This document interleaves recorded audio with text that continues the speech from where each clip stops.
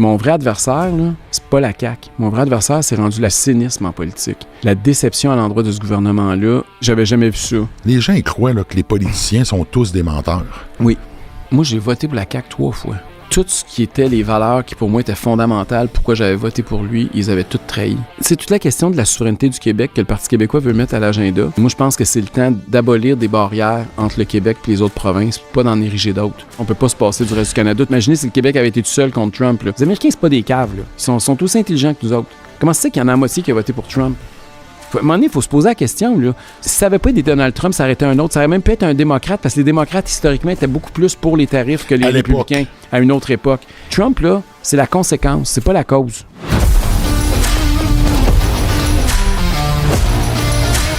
Je te sens très honnête. Je vais te poser une question. Tu as parlé de cynisme tantôt. Oui. Les gens, les gens, ils croient là, que les politiciens sont tous des menteurs. Oui. Parce qu'il y en a qui mentent. Pourquoi ils font ça? Eh boy, c'est une bonne question. Je pense pas que les gens vont en politique pour mentir. Tu sais, je pense pas que les politiciens sont à ce point-là malhonnêtes, là. Mais quand tu dis qu'ils sont tous des menteurs, c'est un sentiment qui m'habite un peu. Moi aussi, je trouve ça. Puis, je trouve ça pourquoi? Moi, j'ai voté pour la CAQ 3 fois.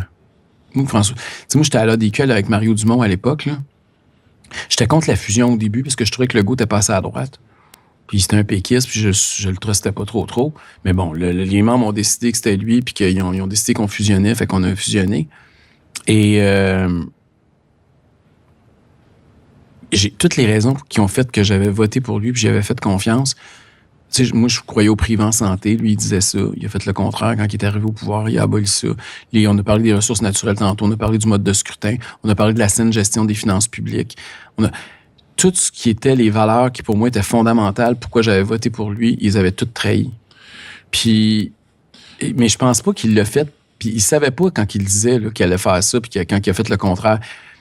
Ils sont comme dans une bulle, dans une dynamique où, à un moment donné, ils veulent plaire à tout le monde.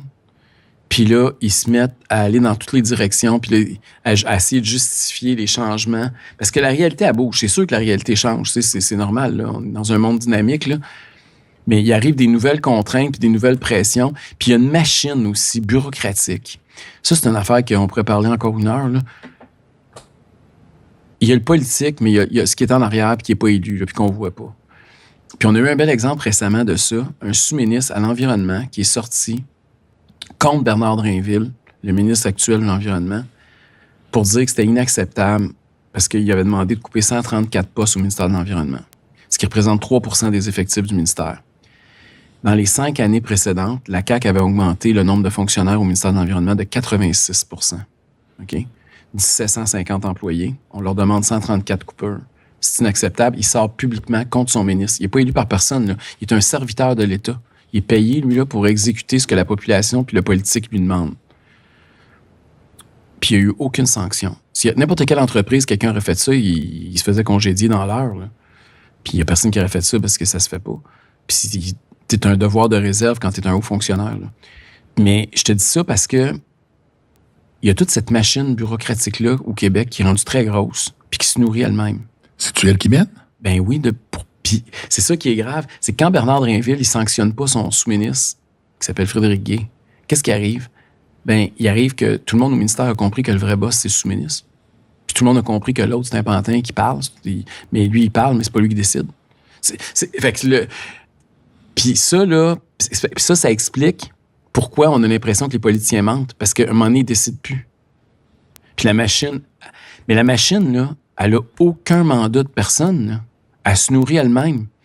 Puis c'est ça qui est dangereux. Puis c'est ça qui me fait capoter quand tu penses à ça, là. Ils ont pas... Puis ils sont déconnectés, là. Je veux dire, couper 3% des effectifs au ministère de l'Environnement, alors qu'ils viennent d'engager 86%, il y a un Québécois sur 4 qui n'est pas capable de renouveler son hypothèque, qui est obligé de prendre des arrangements avec la banque présentement. Il y a un Québécois sur 10 qui est allé d'une banque alimentaire dans la dernière année pour nourrir lui ou sa famille. Il y a 50% des Québécois qui sont à 200$ de l'insolvabilité. tout le monde arrive à l'épicerie, là, puis tu le vois à la caisse de l'épicerie, tout le monde capote. Là, à toutes les semaines, le prix monte, puis le monde, ils ont l'impression d'être égorgés. Puis lui, on lui demande de couper 3% de quelque chose qui vient d'être augmenté de 83, puis il est prêt à violer son devoir de réserve puis à attaquer le ministre publiquement. Tu te dis, cette machine-là, elle vit dans quel univers? C'est tout du monde payé des gros salaires en passant, là, qui vivent pas dans la même réalité que le reste de la population. Fait que, je fais un long détour, là, puis c'est une longue réponse à ta question, là, mais moi, je pense que le problème, c'est pas que les politiciens veulent mentir, c'est qu'on a une machine aujourd'hui qui est rendue beaucoup trop puissante puis qu'il faut ramener à l'ordre. Puis la seule façon de le faire, c'est d'avoir un mandat démocratique de le faire. Ça prend du monde comme moi qui n'ont pas peur de nommer le problème puis qui vont être capables de prendre le taureau par les cornes. Parce que moi, si je suis élu, puis tous les députés conservateurs, on va dénoncer cette affaire-là. Puis on a été élus pour ça, puis on va se faire la voix de ceux et celles qui ont compris qu'il y a un problème à ce niveau-là. Donc, toi, t'es le néo de la matrice, là. Ben, appelez ça comme tu peux appeler ça de même. C'est une drôle de façon de le voir. Mais non, mais c'était peurant, là, parce qu'on a créé une machine que, écoute... Parce que t'es le seul qui en parle comme ça. Mais il faut en parler. Écoute, à Ottawa, c'est encore pire, hein. Justin Trudeau, là, parce qu'il y a quelques jours, ça faisait 10 ans que Stephen Harper avait été battu par Justin Trudeau au fédéral, OK? Quand Harper, là, il a augmenté la taille de l'État, là, mettons, il y avait 250 000 fonctionnaires. Ça, c'est la dette. Il a augmenté la dette de 27 %. Sous Trudeau, ça a augmenté de 100... Je ne me souviens plus des chiffres, mais doublé, c'est plus que doublé. OK? La taille du nombre de fonctionnaires, Harper, 3 %. Oui. Trudeau, 43 %. Plus que 100 000 fonctionnaires qui ont engagé. Legault, lui, avait promis à Québec de diminuer de 5 000, il a augmenté de 12 000. OK?